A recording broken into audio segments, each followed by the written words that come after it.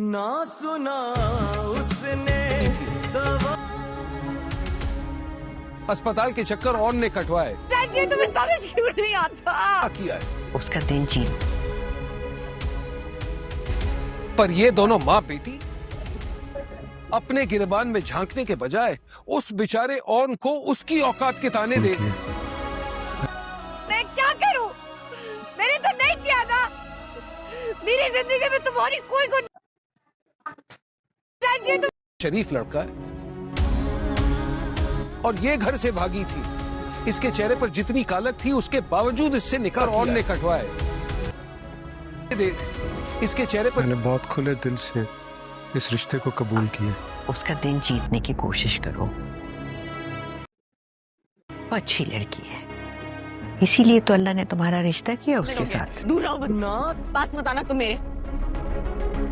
आप क्यों रो रही है इस तरह से? शमसा, शाम करो। ऑन अब हमारा दामाद है। 2 टके का ऑन वही रह गया था हमारी बेटी के लिए। शमसा, तुम जैसा खुदगर्ज और मौकाशनास इंसान जो मेरी किस्मत में शामिल हो गया। दूर रहो मुझसे। नहीं तो और क्या करूं? बहुत खुश हूं। तालियां बजाओ। दाहिन भी साथ कर छोड़ देती है आयला। तो उससे भी बदतर निकली। कम से कम हमारी दोस्ती का ही लिहाज कर लेती। तुम्हें पूरी दुनिया छोड़कर ऑन मिला था निकाह करने के लिए। तुम्हें सारी दुनिया। अस्सलामुअलैकुम and welcome to drama point. जी नाजरीन, सबसे पहले हमारे चैनल को सब्सक्राइब कर लीजिए। जी हाँ, ज़ब्त की आने वाली किस्त में हम देखेंगे कि ऑन और आयला की शादी तो हो गई है, लेकिन आयला इस शादी को किसी हाल में भी कबूल करने के लिए राज़ी नहीं है, जबकि ऑन जो है वो फुल कंप्रोमाइज़ करने पर तैयार है। अब देखा जाए तो ऑन एक मज़ीद मुश्किल में फंस गया है, जहाँ जितनी तज़लील उसकी पहले होती है अब उससे डबल होने वाली है।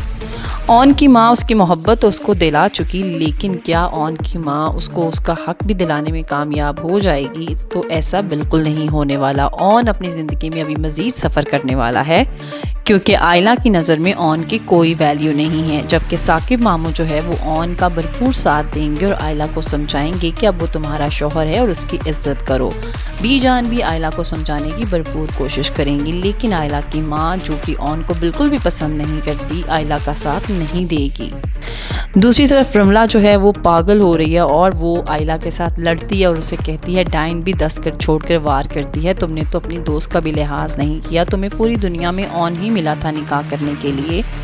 जिस पर आयला रिमला को कहती है क्या तुम्हें पूरी दुनिया में शामी ही मिला था निकाह करने के लिए। दोनों की आपस में बहस होती है और तकरार होते ही वो एक दूसरे से दूर हो जाती हैं। उनकी प्यार और मोहब्बत अब नफरत में बदल जाएगी।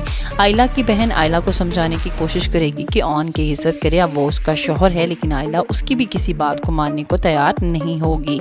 आयला के दिल में अभी भी शामी के लिए सॉफ्ट कॉर्नर और मोहब्बत पाई जाती है, जो कि एक इंतहाई गैर मुनासिब बात है। फारूक जो है वो अपनी बेगम से कहता है कि अब मैं तुम्हारी कोई मज़ीद बदतमीज़ी बर्दाश्त नहीं करूँगा, इसलिए अब अपनी ज़ुबान संभाल के रखना और भी जान से किसी किस्म की बदतमीज़ी मत करना, वरना मैं किसी भी हद तक जा सकता हूँ।